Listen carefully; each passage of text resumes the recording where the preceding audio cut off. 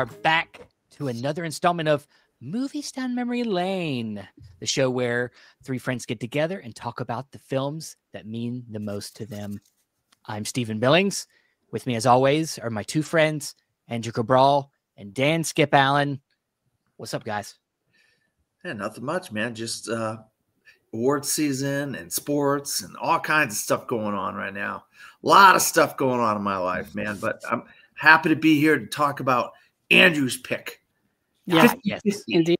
50, I'm 50. doing well. Yeah, the week went by way too fast to the point where I'm glad I watched this a couple of days ago, or rewatched it rather.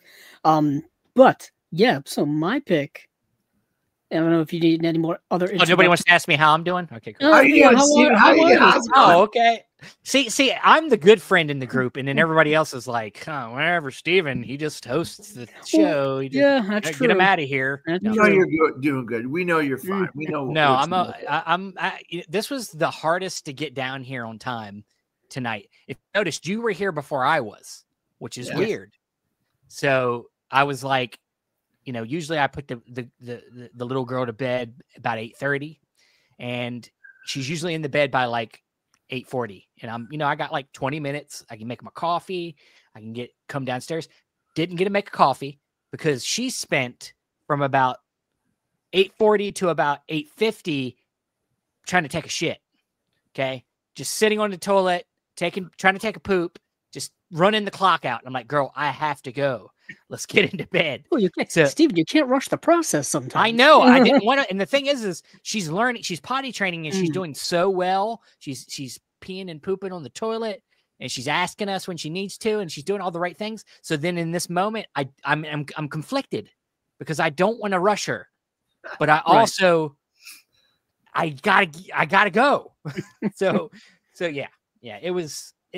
This was the closest to getting down here last minute. I was like, I might be late tonight. The show might start late, but it didn't. We got it here on time, so thank God. Oh. But other than that, I'm all right. Okay. But photo finish. I am ready to talk about your pick this week. Yes. Introduce it, please. All right. So my pick this week, as we've been rotating, it's interesting because this actually rather pairs up nicely with what the movie we talked about last time, which was Steven's pick, which was Perks of Being a Wallflower. Ironically, that movie came out a year after this one. So we're moving 1 year back in time to the movie 50-50, starring Joseph Gordon Lovett and Seth Rogen. Bryce Dallas Howard's in the film as well. Anna Kendrick is in the film as well. Angelica Houston is in the film too. And this was right around the time where Joseph Gordon Lovett was on the rise as a star, or becoming which is weird because I think he's been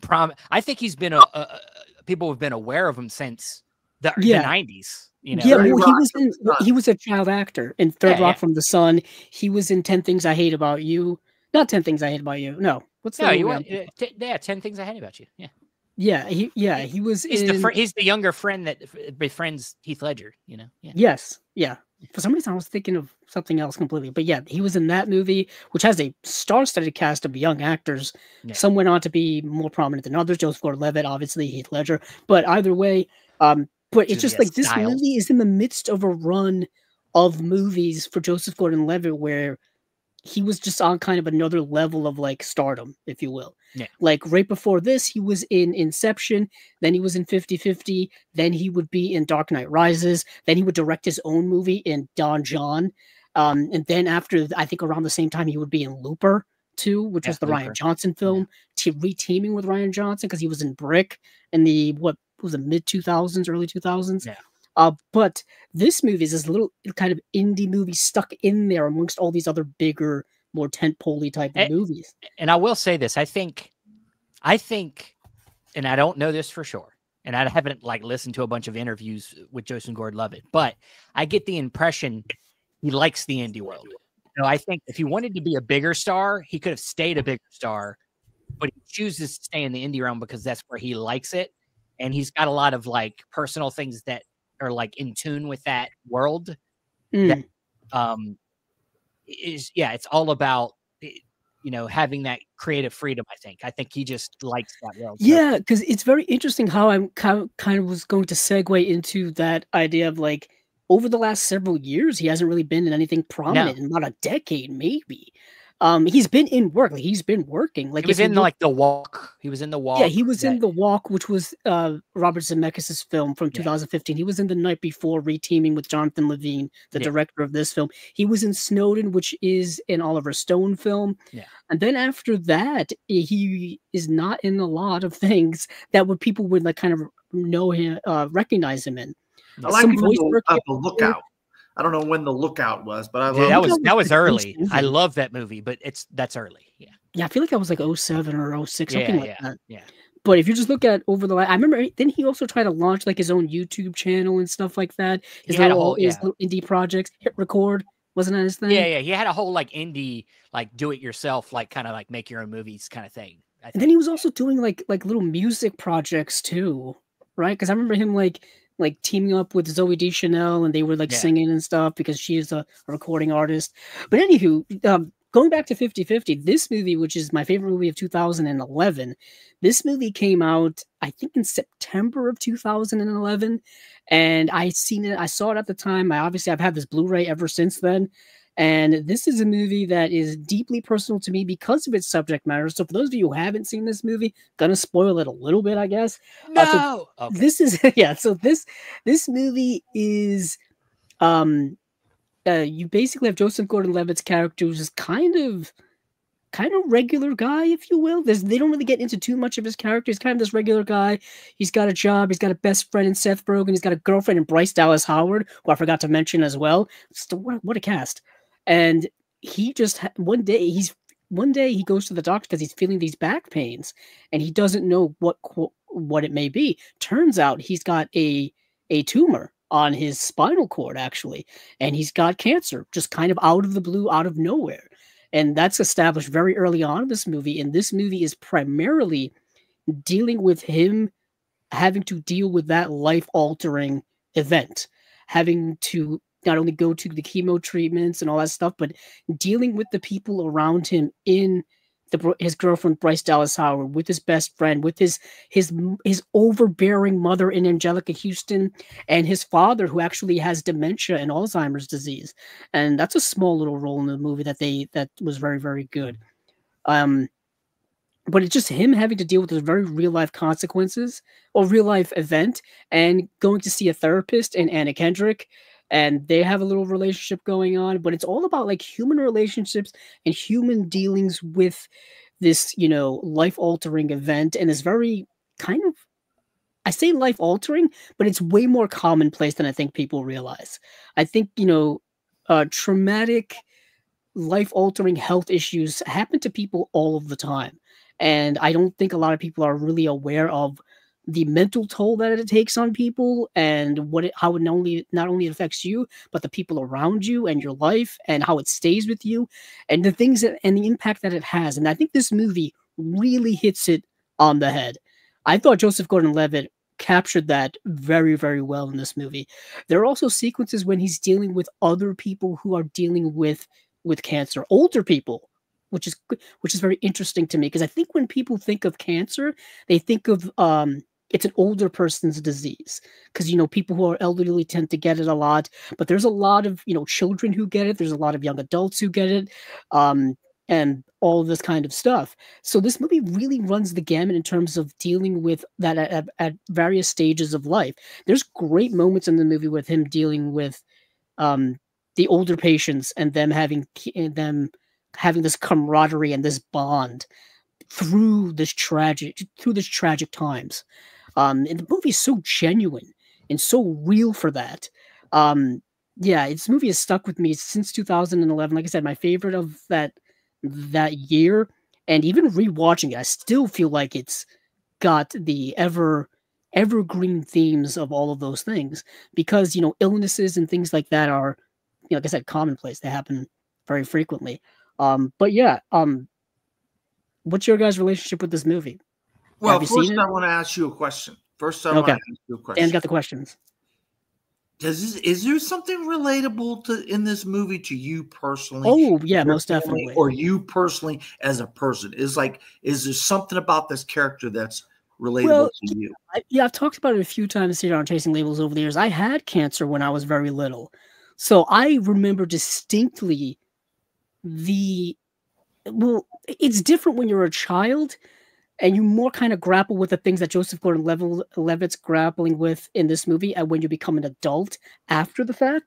But I remember like distinct stuff, the hospital visits, the chemo visits, the effects of those things, the trauma of it all, of having to deal with all of that. This movie gets that very, very much. I still see a cancer doctor on the regular. I still see one every 6 months or so. So like I'm still around that element all of the time and throughout my entire life. So I've seen the progression of cancer treatments over the years, having seen a cancer doctor since I was the age of 3 to the age of now 38. So 35 years. I've been seeing doctor on a regular basis. So, all of those elements in this movie, I can see how accurate they are. And what is interesting that you bring that up is that the person who wrote the script, Will Reiser, and who was a friend of Evan Goldberg and Seth Rogen, I think they had worked together on the Ali G show, because there's a great interview on the Blu-ray of it. This movie is kind of subsequently kind of based on his life because he had cancer. So the movie is not only about his life, but about people that he knew dealing with cancer. So it's a very real film from different perspectives, including the people watching, like myself. Yeah. Yeah. Let me tell you, I mean, I thought, up until this point, and this is the weirdest thing, I'll tell you this right now. Up until this point, I didn't know anybody that had cancer. My dad basically died of various, but he was 87 years old.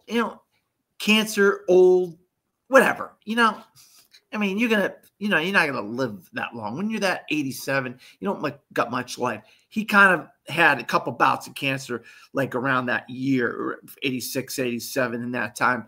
So he got over it one time, then he got it again, and then he just couldn't get over it. But he was 87, so I just kind of chalked that up as old age, But I'm dealing with a friend of mine, and his niece they just found out she's 21 years old, and she's got cancer right above certain areas for women, and it's not good. It's not good at all. And it's like, it really kind of like, wow, of all the movies for us to talk about right now, that's like, wow, holy crap, that happening right now. My buddies, he's like a family. I'm like a family member to their family. I've been, I've known them for 33 years and stuff. So I'm kind of like a family. I'm actually in their house right now, while they're up visiting the sister and seeing the niece that's in the hospital right now and up in Washington, D.C. So it's kind of prophetic that we're talking about this movie right now. But as far as the movie goes, I really love the Seth Rogen character. I thought he was the conscience of the movie. You really felt what he was saying, what he was doing was the conscience of the movie, the characters, the audience. Because the Bryce Dallas Howard character, B-I-T-C-H. I could not stand her. She was terrible. And maybe that's what the guy wrote in the script. It was something that he was going through. Probably, most likely. But yeah, because recently I saw Seth Rogen in something that I didn't like him in, right? And then I loved him in the studio this summer. But then revisiting this, I'm like, this is Seth Rogen that I like. He's smart. He's witty. He's got good dialogue. He's got good quips and stuff like that. I saw him in Good Fortune or whatever it was, and I didn't laugh at all. I didn't care about him at all, And then I saw him in the studio, and he was brilliant, So Seth Rogen can be hit and miss, but I really enjoyed him. And that's the kind of friend you need when you're going through something like this. When you're going through a struggle or a health issue like this, you need a good friend who cares about you, not some freaking stuck-up woman who just was trying to use you for something or other, whatever. So that's my 2 cents on the movie. I know Steven haven't had a chance to talk about this, so it's your turn now. Oh, thanks, Dan. Yeah, I like this movie as well. Rewatching it again for the first time, probably in a handful of years. I like you said, like the film that really focuses on more movies that deal with illness or cancer. A lot of times it's about that disease and how disruptive it is, but it's like this really is more about how that disease affects others. I think because he's the center of it. We see him go through things, but we're not really focusing on his pain, his physical pain, as much as we're looking at emotional pain and emotional pain amongst everybody. And even the bitch that you don't like, she was probably already cheating on him before knowing that he had cancer. So she was already a bitch before that. It wasn't just that, she didn't want to, obviously she didn't want, she felt like she was stuck. And then, continued to do the bad behavior she was already doing and then got caught and then it made her look even worse. But, on top of that, like even her, you got to have a little bit of empathy for her. Like, it's like, what's interesting is rewatching the movie now in hindsight. Yeah. I hate her less than when I saw it. Exactly. So long ago. It's because Seth Rogen's there. He's the friend, and he tries to make her look really bad, and he does. And yeah, she did. Nobody cheating on anybody in any scenario is a good thing, but her sticking around, and even after getting kicked out and moved away, she still comes back and tries again. She didn't have to do that. So I think there's like a part of her that cares. Yeah, she had ulterior motives on a human level. Yeah, and I also feel like, but I think she's actually kind of an important character in hindsight. Sure, yeah, because not everybody in your life can handle everything. You know what I mean? Like there's certain people who can handle things better than others, and certain people can't handle things at all. And I feel like she represents this idea that, people who can't handle the emotional weight of being with someone in a relationship with someone who is potentially dying. You know what I mean? Like that weight is pretty heavy to deal with. And she can't deal with it. And even on a more basic level, like sometimes people are in relationships with people because of its convenience, or it's like they like the easiness of it. But once it becomes difficult, they don't want to fight for it anymore. Right. Exactly. So there's also that in it too. And, that's not, unless there was an intention to get married, which she kind of makes it feel like that their relationship's deeper than just a fling. They're living together. They live together. That's a pretty big step. Yeah. So even when she was cheating, she would go back to his house, sleep in the same bed with him. Yeah. So she's not a good person, but when it comes to the scenario, I do have a little bit of empathy for her trying to stick it out, and then even getting kicked out, she still kind of comes back and is like, "Look, I want to help you." Even though you don't really believe her, like she didn't have to come back. You feel like she's probably doing it out of more, perhaps how people see her than it is about helping him. Yeah, I would say maybe she's doing it more so out of guilt and feeling like hating herself more so than her wanting to help Joseph Gordon Levitt's character. Yeah. You know what I mean? Like trying to save face in terms of she wants to go out on her own terms. I feel awful for doing this to you in this moment because of what you're going through. Yeah. So let me try to fix this. You know what I mean? So she's not. We get it. I'm with Dan. Yeah. She is a bitch, but I don't think it's. But there's more there than just that. I think it's a little more complex than. Yeah, it's a little more complex. I make the complex character is the mother, because he's distanced. He's distant with his mother, and his mother wants to be somebody who cares for him, helps him, wants to be in his life, but yet he doesn't want it. He ends up with the mother at a doctor's appointment because he didn't have anybody else that his buddy wouldn't answer the phone or whatever it was. And it's just like, it's like annoying to him just being around, but the mother genuinely cared. That's the character to me. Well, yeah. Well, no, I think I agree with your first statement that the Seth Rogen character is the most interesting character. The mom character, she's just doing what she always has done, which is essentially helicopter parented him into not wanting to be around her as much when he got older. And then when he needs her, he's standoffish because he doesn't want to be babied. He doesn't want to have to feel this stuff because his mom makes him have to feel it all, and he's trying to keep it at a distance. All this negative stuff, all this I might die thing, and keep it at a distance so you don't have to feel it. What's interesting, you mentioned that my mother is very similar to the Angelica Houston mother in this movie. My mother's kind of a combination of Angelica Houston in this film and Frances McDormand in Almost Famous.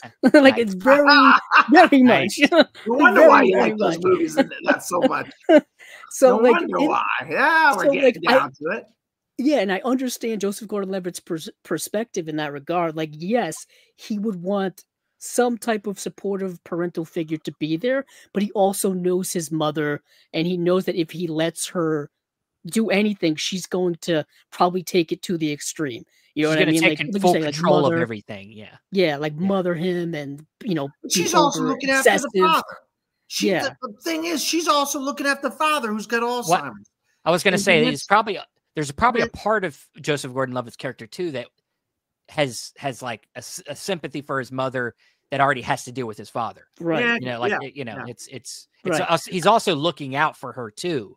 Yeah, and there is that moment where Anna Kendrick's character, basically, where he's trying to kind of explain his relationship with his mother, and Anna Kendrick's character kind of puts into perspective for him. We're saying, like, she has a husband that she can't talk to, and then a son that won't talk to her. So you're being kind of unempathetic to what she's going through. And what's great about this movie is slowly over time, as you kind of see the revelations of like what the other characters are going through, and it's subtle. You know what I mean? Yeah. Like what I just said with that scene with Anna Kendrick's character as the therapist, and then later on when he brings Seth Rogen's character home, and when he's like drunk or whatever, and he sees he sees the book in the bathroom, right? It's like it's the self-help. That's the revelation scene. That he's not just taking how to be advantage a friend of to someone who's like dying, or you know what I mean? Yeah, he's not just taking advantage of his friend's situation to get in with girls and stuff. Even though that's what he does it a lot, but I think it's obviously a way of making him feel like, because that's something they would have done anyway. I feel like it's a coping mechanism for the Seth Rogen character. Well, it is, but I think it's also like they were already friends and they would be behaving in similar ways already. So he's trying to play like nothing's wrong. He's trying to treat him like they're still just hanging out and they're doing shit that they would do anyway. And that is something, that's something that's very, very real. When you're dealing with very, unreal circumstances. You know what I mean? You try to get back to reality as much as you can. He's the opposite of the mom. He's trying to help him ignore it by making sure, acting like it isn't happening. And his mom really wants to, be involved and remind him all the time that it's happening by being involved. Overall, though, I think, a lot of these characters are really well written. Yeah. I mean, the script is so good. Levine really writes, or whoever the learner or whatever writes the screenplay and writes real people. It's hard for screenwriters and directors to get real performances and get character script that's giving people real stuff and real ways to act. And I thought that all of these characters were realistic. Well, I think that's why he's got the cast he got, because I think that the screenplay had good, well-rounded characters. Yeah, and he kind of hit all these actors really at the perfect moment. Yeah, of to make an indie movie like this on this level, because it's a very small scope type of movie. It's very intimate with just scenes of people talking, very dialogue heavy based, and it's just all character stuff, like we've been saying. And this was before, like I said, in the midst of Joseph Gordon-Levitt becoming a bigger star. Bryce Dallas Howard would, of course, become a bigger star later with like the Jurassic World movies and stuff like that. Seth Rogen, of course, his career was on the rise, but he's much bigger now than before then. But yeah, it's very interesting kind of cross-cutting of all these actors at that specific time. Even Anna Kendrick would, of course, this was before the Pitch Perfect movies. I always thought it was odd that in this movie she's playing like a young therapist. Granted, he's like her third patient, but then like Pitch Perfect would come out after this, and she would be like a freshman in college. It made no sense to me how they cast these things. This was a weird casting, but I think if there's a character that's actually the sit-in for everybody, I think it's actually her. Yeah, I would say more so than Seth Rogen, because she's more like an objective outside person, and everybody is weird around people that have illnesses. You know, she's trying throughout the movie, she's trying to find ways to make them feel comfortable, but she doesn't know how to do it. And that's how normal people are. I think when it comes to this kind of thing, they get awkward about it. She's awkward because she's, like you said, her first few patients, she's touching him. She's like, should I do that? She's got these certain mannerisms where she's got the, what is it called? Like the flipper or whatever it is. Like, like a flipper where it's like, every time she's trying to comfort people, she puts the flippers on them. And she's trying to like, it's tough when you're going through therapy with something like this. This is going to be difficult to say. When you've had cancer, or when you're going through cancer, or if you're a cancer survivor, it's really hard to talk with people who haven't experienced it. You know what I mean? It's really hard to talk with people who haven't experienced this level of medical and health issues and chronic health issues, all this stuff, because you can't really explain to them definitively what you're going through without them having some type of basis of relatability. So those scenes are also very, very real too. With trying to explain to people how you're feeling about your cancer, or what you're feeling about cancer or your health issues or your life in general, especially with like what he's going through is very like depressive and traumatic. And we see kind of how it erodes his physical and mental health throughout the movie. So those scenes I thought were very real, just from my perspective. Like, I mean, that awkwardness is there because you can't relate to each other on a real serious level. I mean, I think if you're talking about scenes, I mean, obviously that scene where he screams it out in the car is like the kind of the big spot, you know. That was I always thought that was the most relatable scene. It's the scene I always remember about the movie. It's the scene I've thought about for like 14 years over and over again. Yeah, because what I like though is the guys that were doing the chemotherapy. Philip Baker Hall, and then Max Headroom. Yeah, Matt Fuhrer. Max Headroom. That stuff was funny. Those guys. That stuff's very real. That's the most. Them are the people that, like you said, them are the people that are actually going through it. Yeah. And so he can actually have a real. Yeah. Yeah. There's he could talk to them, but it was like funny how they were like sloughing it off, like, hey, yeah, we're all dying here, da da da. Taking weed gummies, weed gummies, and macaroons. Yeah, you know, stuff like that. And they were kind of like, they took them under their wing in a way, you know. It's like, hey, dude, we're all here in the same boat, you know, whatever. Yeah. So we're That's all very, very real. And then when the one guy wasn't there anymore, then it really got real, you know. Yeah, and like there's an unspoken bond, unspoken camaraderie amongst us. There really, really is. Like, you just know, like you just get it. You know what I mean? Like, there's just such a it's tough to explain, but you just kind of understand it. Those scenes were very, very real, where they're hanging around like drinking like the wheatgrass like stuff or whatever. And they're just talking about like, hey, how did your chemotherapy go today? You know what I mean? Like did they give you the good stuff today? You start making stupid jokes like that, like, oh, they hooked you up well today. And what is interesting is, that's the way cancer suites are typically set up. They put you in the most comfortable positions typically. Granted, when I went through it, this was the early 90s, so it's a little bit different now.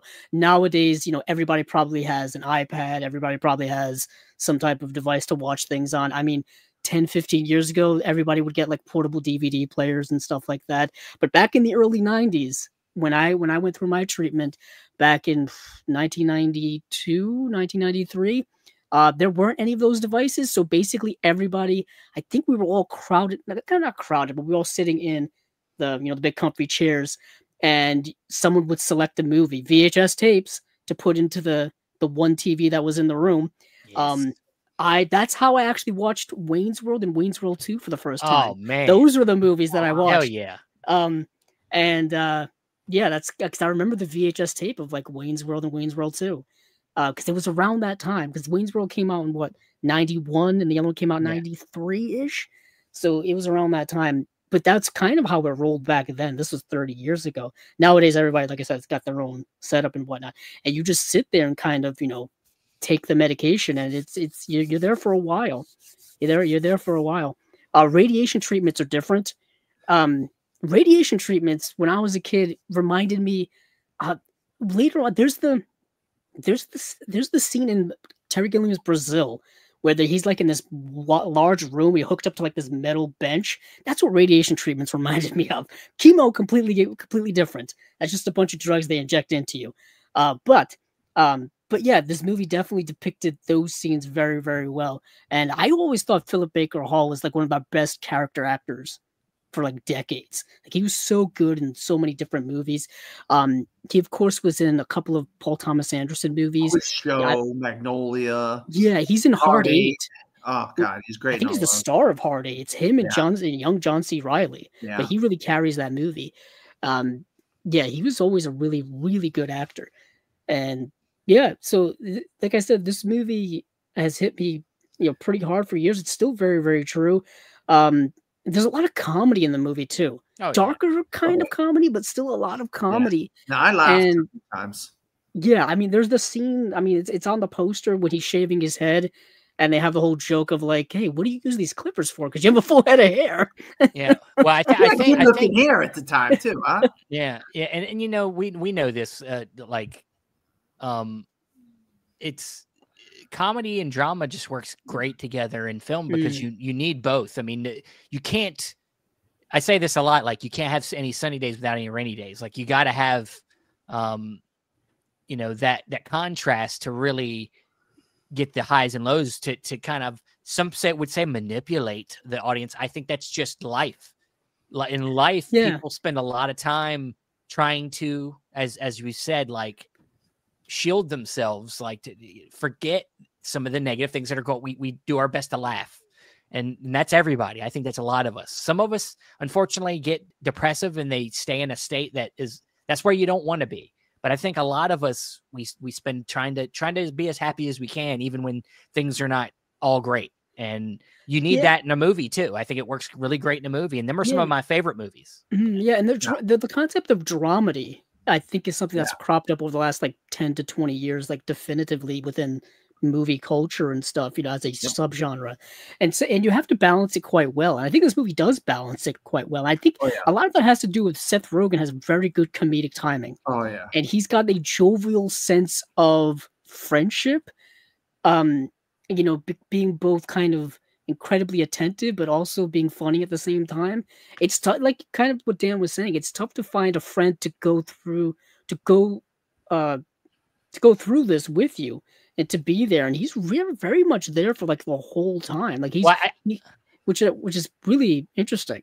Well, I think when you brought up the whole book thing, you discover the book he had been reading the whole time. I think as an audience, I think they do such a great job in the movie of really that being a real big prize. Because we liked him more than we liked anybody. He was obviously the good friend, but we didn't understand how good of a friend he was. Like, he was there, he was supporting him, he was on his side, driving him places. He was obviously there for him. And but then you had that whole thing where he was like getting girls to cut, so you were like, well, it feels like he's taking advantage of it. He's taking advantage. What is interesting, there's the great scene when they're in the club and he's like, hey, just drop it into conversation that you have cancer, right? See if it works. And then he does it and he's like, yeah, no, that was totally awkward. Don't go with that. So he's trying to make him comfortable by playing into it, but also the audience thinks that he's more taking advantage of it than he really is. He's really just trying to make his friend comfortable. And then when we see the book, we really know that he really has taken this seriously, because there's also the great scene where they're smoking weed together and he's like, yeah, I got a prescription because I have glaucoma or something like that. Yeah.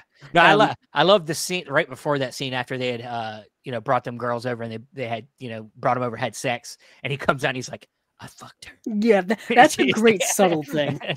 When I first saw that, I burst out laughing. Yeah. Because it's such a friend bonding. Yeah, exactly. Moment. That's stuff you say. That's because we have to also keep in mind that at this point where we're watching the movie, these are like, because these guys are like what, like in their 20s at this point? Mid to late 20s, yeah. Maybe he's mid to late he's 27. Joseph Yeah, Gordon Lovett, 27, yeah. So there, yet again, it kind of goes to the fact that, you know, I was talking about before, there aren't a lot of movies that are really dealing with serious issues for people in their 20s. We mostly get like college age, like, you know, sophomoric humor type of movies where everybody's in college and partying and having a good time. But then there's kind of like the after college younger adulthood, where like you kind of have to figure out what you're doing in your life, and you've got to kind of figure out certain things, make certain life goals and changes and career and paths and all that kind of stuff. They're working in a weird industry, radio, which at that time was still going good, but now it's kind of dying. Yeah. You know, the radio. I mean, who's working in radio anymore? You know, don't know about just local, like local places. Like you still get a lot. Well, they're even doing it from home now. Like they're doing radio from their laptop, like we are. Some are. Yeah, and I other than local radio, of course, you know, Sirius XM radio is still a thing where you can get channels from everywhere. But even then, there are people mostly listening to like podcasts and shows and stuff like that. And if it's music, it's usually a station that's specifically some type of genre, you know, 90s. But there'll be like one guy in the studio in the morning, or they'd have like a talk show in the morning. Then the rest of the day, everybody's doing radio from home, you know. Yeah, podcasting really and internet radio really took over, you know, that scene. Yeah. In the 2010s, really. That was kind of weird that these guys are like working in radio. There's a whole office and they're doing like think pieces and on a volcano and this. And that. Like, wow, what kind of radio does this? You know. What is also interesting is like a different place than most. The movie's also, like I said, kind of a bit of a time capsule because like the cell phones they're still using a flip phone. When Seth Rogen catches Bryce Dallas Howard at that art exhibit thing, he takes a picture with his flip phone. It's like the worst quality you've ever seen, and I'm like, this was 14 years ago, and our cell phone technology is light years ahead of this. It's absolutely light years ahead of this. I think the movie actually, even though it took place 14 years ago, the movie, I think it might even be, the story might have been years prior. It might have been earlier. It feels like more mid 2000s. Yeah, earlier than that. You know, So it may have been set around the time, because I did go back and look up some stuff like when was Seth Rogen and Evan Goldberg writing for the Ali G show? You know,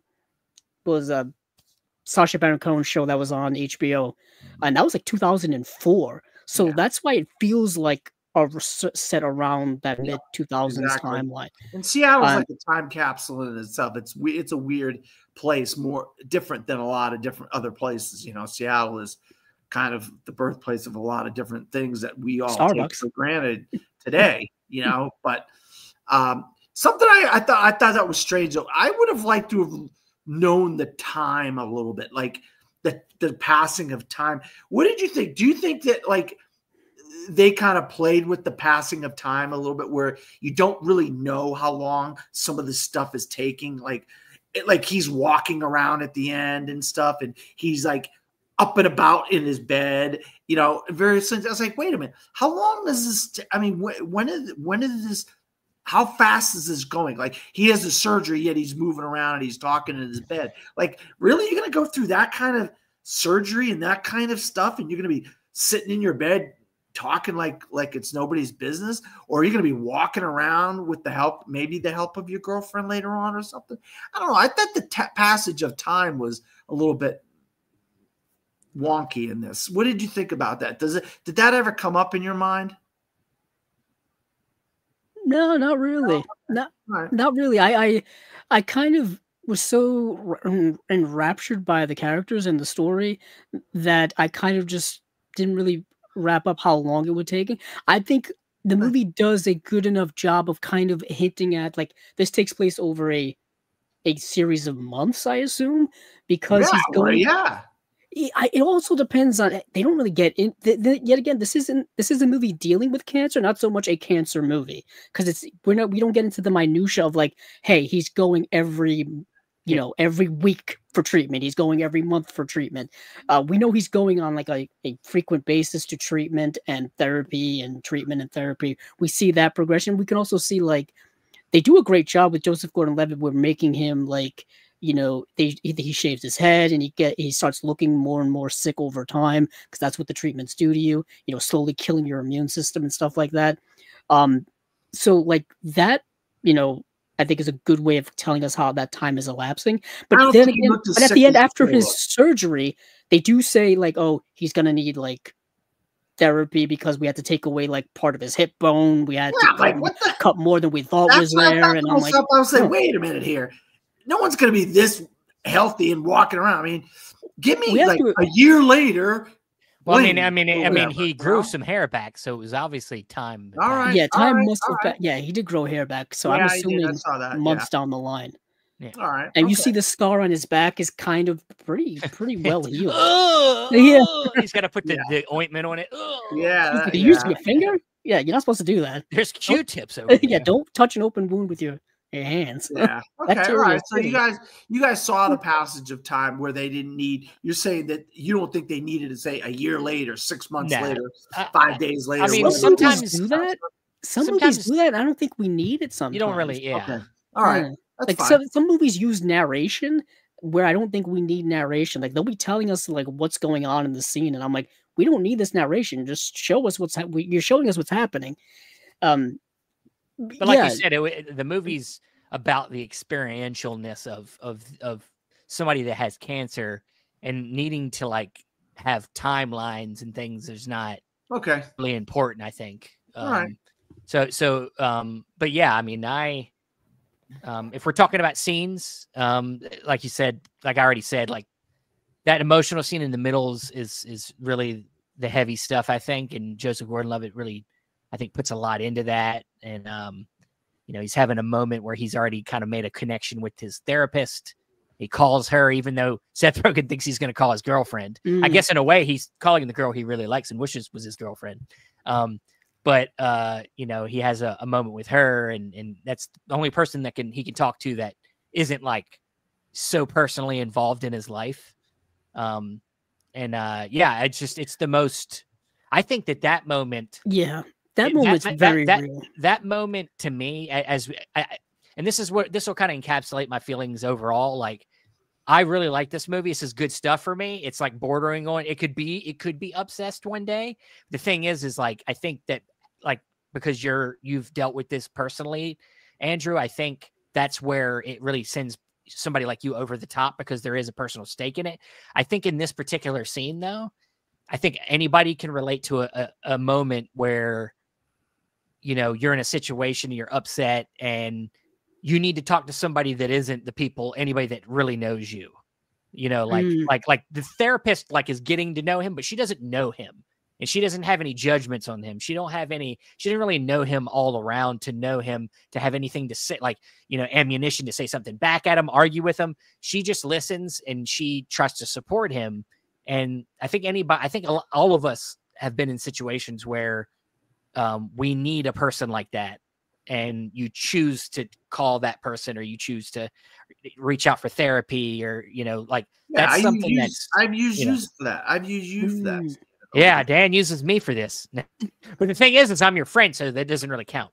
Yeah, I mean, but you're not like, we've only met once, and you never. I don't know. Yeah, I don't see you in your own environment, so it is a little bit of a distance. But like, but I still think we've talked for over a decade, so it's still a little bit more. Little it counts, but it doesn't. But I think that's where there is a very like a cross section of audience where everybody can feel a moment like that, where they're just like at the end of their rope, right? And like, you're so emotionally exhausted and you need to talk to somebody that is not involved. And that's the best way to help yourself, is to get that person's hopefully good advice.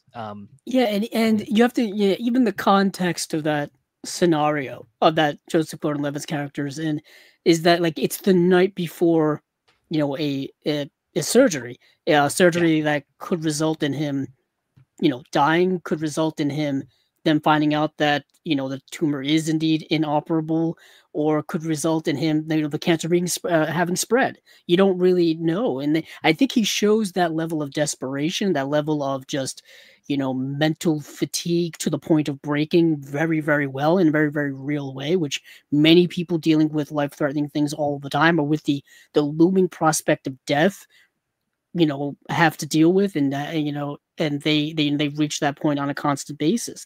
The movie is, like I said, very, very real in all of its depiction and scenarios, and that's a good scene for me.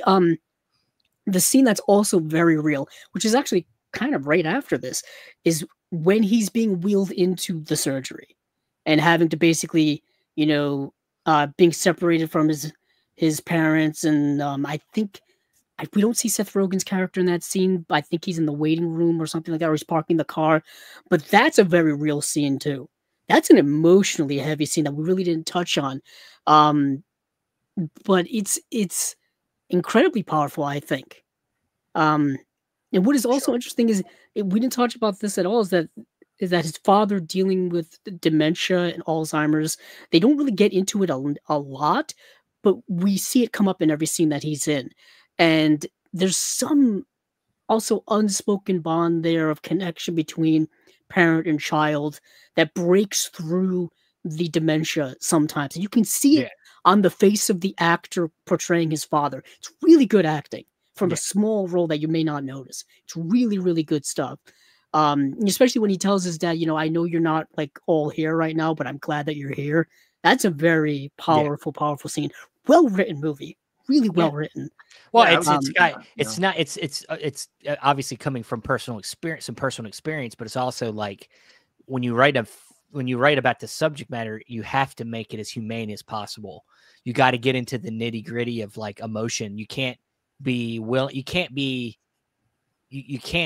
to do it, I think if you want to do this, it's justice, the subject's justice, you have to get very vulnerable with it and be willing to go to like kind of them like mushy places, you know, them kind of sentimental places. You got to be willing to go there. Yeah. And if it's, you know, they call it saccharine or whatever, or even if you like, some people would say, oh, it's like, you know, you're manipulating the audience, tear jerking and whatnot. But in this case, it's real. It's very real. It's like, real. It's not manipulative. Like, it's genuine. And it's hard, it's hard to toe that line, you know? I feel like it's the most real, or one of the most real, when it comes to dealing with something like this. This is kind of an illness. Well, I think a cancer like this. I think it's one of the best films that have dealt with this type of illness or this type of ailment. I think this and another one of Andrew's favorite movies, Me, Earl, and the Dying Girl. Yeah, which came out a couple years after. That's also very real. Now, that's more in my wheelhouse because it combines like the love of movies and cancer, which I guess is like me in a nutshell. I love that movie. Oh, I love that movie. I weep every time I think of the ending of that movie. It's just so powerful.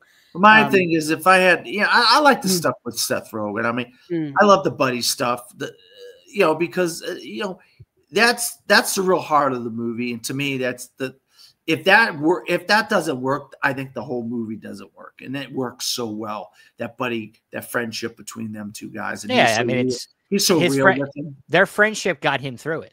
I mean, so that stuff, whatever Seth Rogen and him are doing, I liked. That was what I was enjoying the most about the movie, their relationship. So. Well, that, I'm with you, Steven.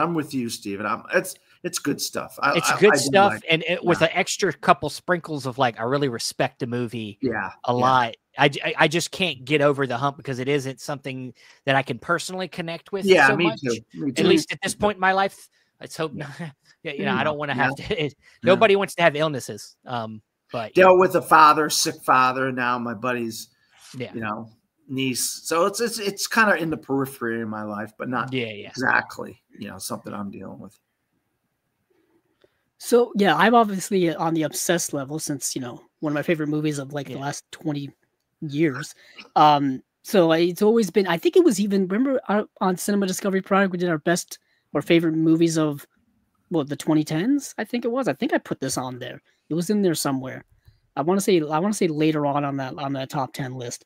But yeah, I've like I said, I've loved it ever since. I think it's still really, really good. Now, Jonathan Levine went on to do, like I said, The Night Of, which is a movie I watch every year. That's a fun. That's one of my favorite Christmas movies. Ironically, that movie's celebrating its 10th anniversary this year. So I gotta watch it. I gotta watch it. Gotta watch it this year. I have to remember to go back and watch that because I forgot. I can't believe that's 10 years old. Wow, that's crazy. That is kind of great. I didn't think time. But, I mean, the dark horse of that movie is Michael Shannon, obviously. Oh yeah, that's the part I remember the most about it is Michael Shannon. But so I guess I'm up next, huh, Steven? Well, I think Andrew had something else to say. Oh, no, I was just gonna say kind of like other Jonathan Levine works, like Warm Bodies. I've always really liked. Warm Bodies is good. Yeah. Kind of that. It's a zombie Romeo and Juliet movie with Nicholas Hoult. And yeah, that's kind of the way I would sell it to people. And yeah, that's kind of about it from my perspective. So obviously we have Dan's pick coming up. Feels like we just did Dan's pick, but I guess we're back again. I know. For another one. Boy, the time's going by so fast. I can't believe we wrapped it back around to me. And you know, I've been thinking about this. I thought about what we kind of said, something that was said on the last time I was on, that I don't have a sense of humor, that I don't like a lot of Here we go. Well, you did like Seth Rogen in this movie, so I did like Seth Rogen. But you know, something, you know, I've talked about this in the past, how I'm a recovering alcoholic and stuff, and I've had what you would call many hangovers. And so I don't have my copy of The Hangover because I'm not home right now. I forgot to grab it and bring it to where I'm at. So I'm you know what? I'm gonna talk about one of my favorite. I believe this is the funniest movie of the entire century up till this point. Okay, that's okay. I don't think there's a funnier movie than The Hangover, but it has some real meaning to me because of the drinking and the alcohol and the party and that sort of stuff that really kind of affected my life for a while there. So I'm gonna make these guys watch The Hangover. Hey, I as long as it's the first one. Yeah, we won't be talking about the other two. This ain't a Star Wars trilogy thing. This isn't going to be one where we cover the franchise because we like all of it or we're invested in all of them. The first one, I think most of us are very invested in. The other two, they kind of blur because they're all very similar. They just copied. It was just a cookie cup. Second one was a dead-on cookie cutter copy of the first one, which is like really. Sometimes the thing is sometimes that can work for comedies. In this particular case, they fucked it up. So, let's not get into it. So next movies down memory lane, we are doing The Hangover. So, yeah, that's great. Thanks, Andrew, for bringing up 50-50. It's a good one. Can't wait to talk Hangover, and guess there's nothing else left to say, but watch movies. Good pick, Andrew. And hey, have a good trip down memory lane. I'll see you guys next time.